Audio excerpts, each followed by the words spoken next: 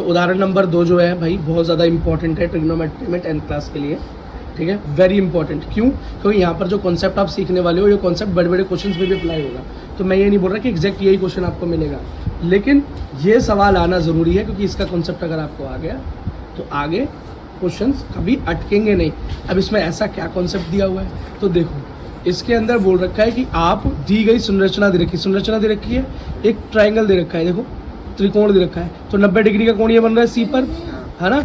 और ये देखो जो 90 डिग्री का कोण जिसके साथ बन रहा है, तो ये नीचे क्या हो गया, आधार बेस, और साथ में जो होता है आधार के उसे क्या बोलते हैं, परपेंडिकुलर लंब, और उसके ठीक सामने वाला कर्ण हो गया सबसे बड़ी भुजा। तो कर्ण में दे रखा है 5, लंब दे रखा है 3, आधार नहीं दे रखा, वो तो हम निकाल लेंगे पाइथागोरस थ्योरम से, कोई बड़ी बात नहीं है। लेकिन इसमें क्या बोल रहे हैं कि tan A और tan B को आपस में माइनस करना है। इसका मतलब इन सबको निकाल कर पहले मुझे tan प्राप्त करना होगा, तो tan तो हम निकाल लेंगे, कोई दिक्कत नहीं। लेकिन A और B का क्या सीन है, तो बेटा यही बस हमें सीखना है कि tan A जो है ये इस तरफ बनेगा और tan B नीचे की तरफ बनेगा, तो इन दोनों में कोई अंतर होगा क्या, तो यही हमें सीखना है कि अंतर होगा, और वो क्या अंतर होगा, सिर्फ यही सीखना इस क्वेश्चन का कॉन्सेप्ट है, ठीक है। तो यहाँ देखो अब मैंने क्या, जो कर्ण दे रखा है हमको 5, हाइपोटेन्यूस, लंब दे रखा है हमको 3, मतलब परपेंडिकुलर, और हमें बेस आधार निकालना है, पता नहीं है बेस। तो हमारी पाइथागोरस थ्योरम क्या कहती है कि कर्ण का स्क्वायर बराबर आधार का स्क्वायर प्लस, बोलो, परपेंडिकुलर का स्क्वायर, मतलब कर्ण क्या है, आधार लंब। अब बेटा ये अगर अब थ्योरम आपको याद नहीं है 9th क्लास वाली 8th क्लास वाली, तो फिर दिक्कत है, तो उसे याद कर लो, इसका कोई हल नहीं है, इसे याद ही करना पड़ता है। जो दे रखा है वो लगा लो, कर्ण दे रखा है 5 का स्क्वायर, आधार नहीं दे रखा मतलब निकालना है बेस, और लंब मतलब परपेंडिकुलर दे रखा है 3, 5 का स्क्वायर क्या हो गया 25, 25, और 3 दिया 9। अब आधार निकालना है तो आधार को इधर रहने दो, 9 को उधर भेज दो, माइनस हो जाएगा।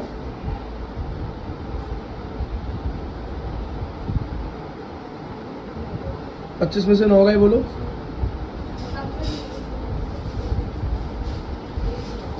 ये स्क्वायर जो है, जब स्क्वायर का उधर भेजते हैं तो क्या हो जाता है, अंडर रूट, टोपी लग जाती है किसी भी चीज के ऊपर।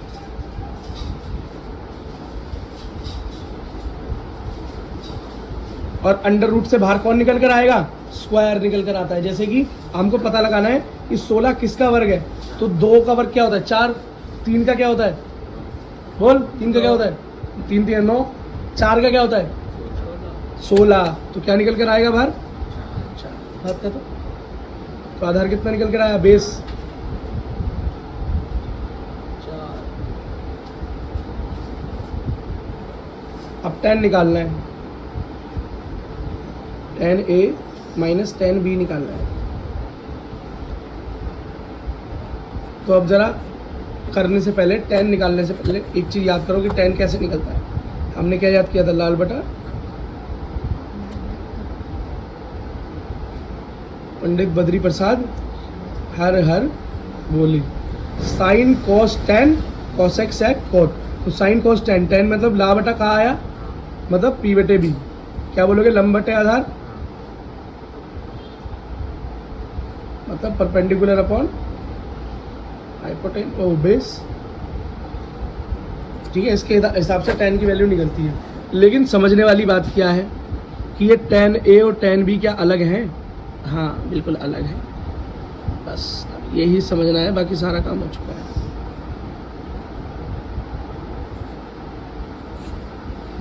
ठीक है, जब हमने बोला 10A, क्या बोला, तो A तो यहाँ पर बन रहा है एंगल ऊपर, तो अब कैसे देखेंगे, तो अब इसको ऐसे घुमा देंगे, देखो हमने ऐसे घुमा दिया। जब हमने इसको ऐसे घुमा दिया तो देखो अब क्या हुआ, 10A यहाँ पर है ना, तो अब यह देखो इस फिगर को देखकर आपको क्या लग रहा है कि आधार क्या होना चाहिए, AC। इस कंडीशन में जब A को हम एंगल मान रहे हैं तो हमने इसे घुमाया और लंब हमारा ये हो गया, मतलब परपेंडिकुलर ये हो गया और बेस हो गया ये, ठीक है। अब तो हमारा 10 क्या निकलता है, 10A क्योंकि एंगल ये वाला है, तो होता है लंब बटे आधार या परपेंडिकुलर अपॉन बेस, जो कि क्या निकल कर आया बोलो। हमारा ये बेस कितना निकाला, आधार हमने कितना निकाला था अभी 4 फाइंड आउट किया था, ये तो गिवन ही थे, ये 5 गिवन था, ये 4 गिवन था, और ये सॉरी ये कितना गिवन था 3, और ये हमने कितना निकाला 4 निकाला अभी। तो 4 बटे बेस क्या है 3, ये निकला tan A। अब बात करनी है tan B की, क्योंकि tan A से tan B माइनस करना है ना। अब B क्या है यहाँ पर, तो अब इसको दोबारा से असली रूप में ले आओ। सब कुछ उल्टा उल्टा हो गया समझाने के लिए, चलो कोई बात नहीं। अब निकालना है tan B। तो अब इस कंडीशन में आधार क्या है, इस कंडीशन में आधार यही है बेस, क्योंकि अब इस सारे खड़ा हो गया ना ये, तो आधार ये हो गया। जब ऐसे घुमाया तो सारे खड़ा हो गया था, तो ये अब आधार ये हो गया मतलब बेस। और अब ये क्या हो गया परपेंडिकुलर लंब। और tan B कैसे निकलेगा, परपेंडिकुलर अपॉन बेस या लंब बटे आधार। तो लंब क्या है आपका बोलो कितना है, ये वाला 3 और आधार निकला 4। तो tan A minus tan B। अब लिखा लो tan A भी आपको पता है और tan B भी पता है। tan A 4/3 निकाला था आपने अभी, और tan B निकाला 3/4। 3 और 4 का एलसीएम करोगे क्या निकला 12, हाँ ना। एलसीएम करना आता नहीं है तो ये देख लो एक बारी, और आ जाना चाहिए आपको। 2 से काटोगे 2 दूनी 4, 2 एकम 2, 3 एकम 3, 2 गुना 2 गुना 3, 2 दूनी 4 दिया 12। एलसीएम क्या आया 12 आ गया। ऊपर क्या है 4 माइनस 3। अब नीचे वाले टेबल से चेक करते हैं कि 12 कितने पे आएगा। 3 के टेबल में कितने पे आएगा 12, 3 चौक 12, तो 4 के ऊपर मल्टीप्लाई, 3 के ऊपर है 4 तो 4 से होगी। 4 के टेबल में चेक करो, 4 के टेबल में 12 कितने पे 3 पे, 4 तिया 12, तो 3 की ठीक इसके ऊपर वाले से मल्टीप्लाई मतलब 3 से। तो ये निकला 4 चौक 3 तिया 16 में से 9 गए,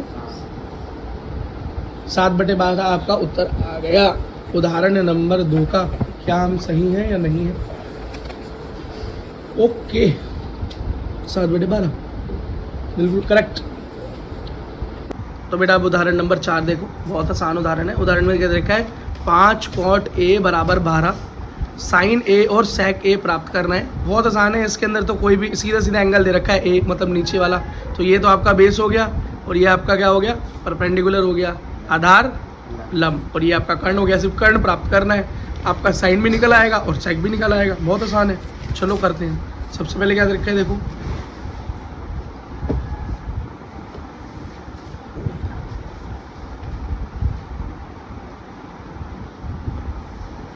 तो ये 5 यहाँ गुणा में उधर जाके भाग हो जाएगा,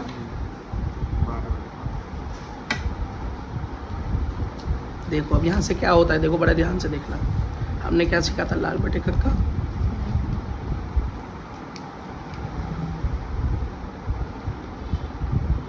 इंग्लिश वालों के लिए sine cos ten cosec sec cot.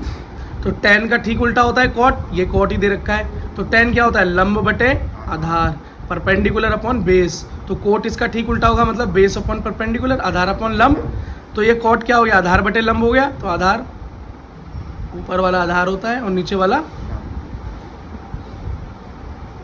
ये हो गया परपेंडिकुलर, ये हो गया बेस। तो देखो क्या निकल के रहा है आधार 12 आ गया ना, क्योंकि यहाँ सामने ऊपर दे ही रखा है 12 मतलब बेस। और लंब क्या आ गया 5 मतलब परपेंडिकुलर। ठीक है, कर्ण निकालना है मतलब हाइपोटेनस। तो क्या होता है कर्ण स्क्वायर बराबर लंब स्क्वायर प्लस आधार स्क्वायर, हाइपोटेनस h लंब आधार। ठीक है, चलो निकाल लेते हैं। लंब क्या है आपका 5, आधार क्या है 12,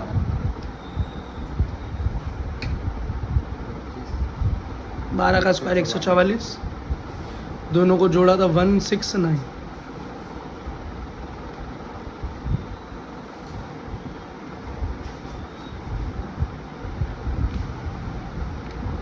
अब भाई 169 किसका स्क्वायर होता है? 13 का। 13 बाहर आ गया, तो कर्ण 13 आ गया, मतलब हाइपोटेन्यूज क्या आ गया? 13 आ गया। अब क्या निकालना था हमें? साइन ए और सेक ए। तो साइन क्या होता है यहाँ चेक करो, साइन कोस 10, तो साइन होता है हमारा लंब बटे कर्ण या परपेंडिकुलर अपॉन हाइपोटेन्यूज। तो यहाँ साइन निकाल लो, देखो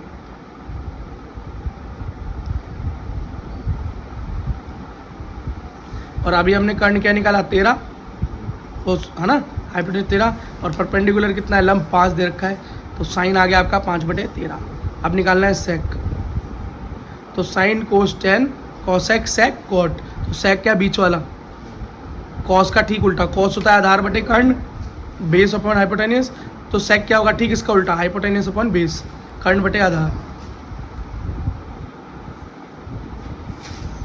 कर्ण क्या है? 13, आधार क्या है आपका? 12। आपका ये सेक का आंसर आ गया, ये साइन का आ गया। एग्जाम्पल नंबर 4 कंप्लीट हो गया। उदाहरण नंबर 9 बहुत इम्पॉर्टेंट है, ठीक है, आसान है करने में, बस थोड़ा सा दिखाई देता है मुश्किल, पर मुश्किल है नहीं। क्या दे रखा है? 5 कोट ए बराबर 12, ठीक है, और बताना है 1 माइनस टेन स्क्वायर है 1 प्लस टेन स्क्वायर है बराबर कॉस स्क्वायर है माइनस साइन स्क्वायर है या नहीं है। तो सबसे पहले क्या करना होगा आपको, इसकी मदद से टेन का मान निकालना होगा और इसके अंदर टेन का मान ऊपर नीचे भरना होगा, फिर कॉस का मान निकालना होगा और साइन का मान निकालना होगा। सबसे पहले 1 माइनस टेन 1 प्लस टेन को सॉल्व करना, जो भी उत्तर आएगा, फिर कॉस स्क्वायर है माइनस साइन स्क्वायर को सॉल्व करना और जो उत्तर आएगा और देखना क्या दोनों उत्तर बराबर हैं या नहीं, सिर्फ ये चेक करना है। तो शुरुआत करते हैं, करूँगा तो जिस बच्चे को नहीं समझ में आ रहा वो करते करते पूरा समझ में आ जाए, ठीक है। क्या दे रखा है देखो,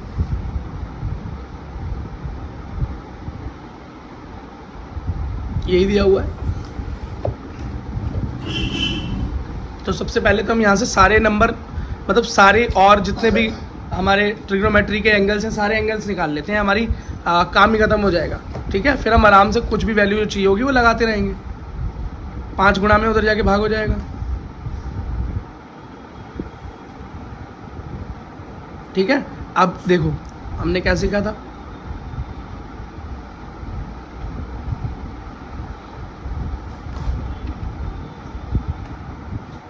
sign cos ten cos x है कोट। बेटा टेन का ठीक उल्टा होता है कोट, तो टेन क्या होता है? लंब बटे आधार, परपेंडिकुलर अपॉन बेस, और कॉट क्या होगा? बेस अपॉन परपेंडिकुलर, आधार अपॉन लंब। तो क्या हो गया ये? आधार बटे में आधार मतलब बेस, लंब मतलब परपेंडिकुलर। तो आपका आधार क्या निकल कर आ गया यहाँ से, मतलब बेस क्या निकल कर आ गया? 12, और परपेंडिकुलर क्या निकल कर आ गया? लंब 5, कर्ण नहीं पता, मतलब हाइपोटेनस। तो निकाल लोगे आप, कोई दिक्कत नहीं है। किससे निकालोगे? पाइथागोरस थ्योरम का इस्तेमाल करके, बाय यूजिंग पीटी थ्योरम। बोलो क्या होता है? कर्ण का स्क्वायर बराबर लंब स्क्वायर प्लस आधार का स्क्वायर, मतलब हाइपोटेनस का स्क्वायर इक्वल्स टू बेस का स्क्वायर प्लस परपेंडिकुलर का स्क्वायर, ठीक है, यही होता है। अच्छा अब बेटा आगे लिख दो लंब को, पीछे लिख दो आधार को, कोई फर्क नहीं पड़ता इससे। अब हाइपोटेनस का स्क्वायर, बेस कितना दिया हुआ है? आधार 12, और लंब कितना दिया हुआ है? 5, तो ये हो गया 144 144, और 5 का होता है 25, तो इसका टोटल क्या हो गया? 169। तो यहाँ पर कर्ण का स्क्वायर, स्क्वायर इधर से इधर जाएगा तो क्या हो जाएगा? वर्ग मूल, और 169 किसका वर्ग होता है? किसका स्क्वायर होता है? 13 का। तो कर्ण या हाइपोटेनियस आपके पास कितना आ गया? 13, ठीक है। अब बाकी सारे निकाल लो। तो साइन क्या होता है बताओ? साइन क्या होता है यहाँ चेक करो, लंब बटे कर्ण होता है, लंब बटे कर्ण, ठीक है, मतलब परपेंडिकुलर अपॉन हाइपोटेन्यूज। परपेंडिकुलर क्या है जी आपका? बोलो लंब क्या है? 5, और कर्ण कितना निकाला आपने? 13, तो ये आ गया आपका साइन। कॉस निकालो क्या होता है? कॉस होता है बेटा आधार बटे कर्ण, और आधार बटे कर्ण मतलब बेस अपॉन हाइपोटेन्यूज। तो बेस कितना है आपका? आधार कितना है? 12, तो हो गया आपका 12, और आपने क्या निकाला अभी? कर्ण 13, कॉस हो गया। अब टेन क्या होगा? टेन तो ठीक कॉट का उल्टा होता है, तो कॉट आपका क्या दिया हुआ है 12/5, तो tan होगा इसका ठीक उल्टा, मतलब 5/12, है ना, हो गया। अब इसके साइन का ठीक उल्टा क्या होता है, कोसेक, साइन का उल्टा क्या आता है कोसेक, तो साइन क्या निकल कर आया मेरा 5, 13/5। अब सेक निकालो, सेक किसका उल्टा होता है, कॉस का, आधार बटे कर्ण, तो कर्ण बटे आधार हो गया। तो कॉस क्या निकला था हमारा 12/13, तो ये हो गया 13/12। अब सारे आ गए हमारे पास, और कॉट तो हमें पहले से दिया हुआ है 12/5, ठीक है। ये देखो सारे आ गए हमारे पास। अब जो चाहिए वो हम रख रख के आंसर निकालते रहेंगे। कॉपी दिखाओ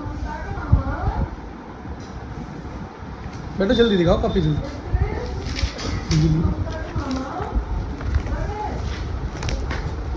अब बेटा क्वेश्चन में क्या रखा था, लो अब जरा क्वेश्चन को 2-4 करते हैं। क्वेश्चन में रखा है जी, मान निकालो 1 माइनस tan स्क्वायर ए अपॉन में 1 प्लस tan स्क्वायर ए। तो ये निकालना है ना, निकाल लेंगे। tan का मान रख दो जी इसके अंदर बस। tan क्या निकल कर आया आपका, कॉट का ठीक उल्टा, तो tan निकल कर आया आपका 5/12, तो जहाँ जहाँ tan है वहाँ 5/12 रख दो।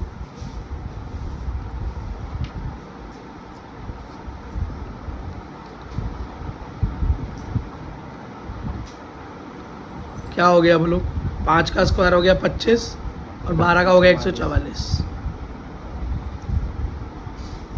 25 144, ठीक है।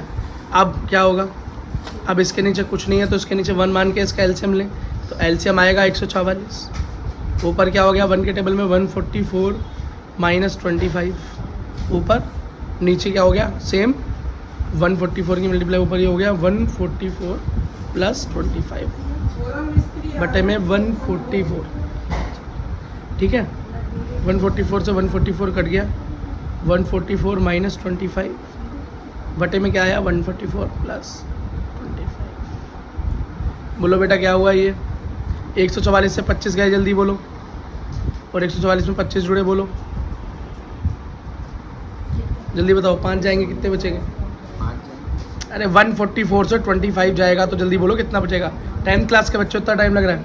4 से इधर गया, हासिल क्या हुआ 14, ये बचा 9, 3 में से 2 गए बचे 1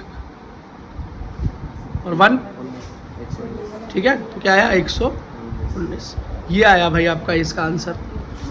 चेक करते हैं हमने ठीक किया या गलत किया। तो बेटा आपकी बुक में भी सेम यही आंसर आ रहा है, लेकिन अभी क्वेश्चन खत्म नहीं हुआ। आप सेकंड कंडीशन क्या दे रखी है कि चेक करो जो उत्तर आया है इसके बराबर होना चाहिए cos स्क्वायर ए माइनस साइन स्क्वायर ए, cos स्क्वायर ए माइनस साइन स्क्वायर ए।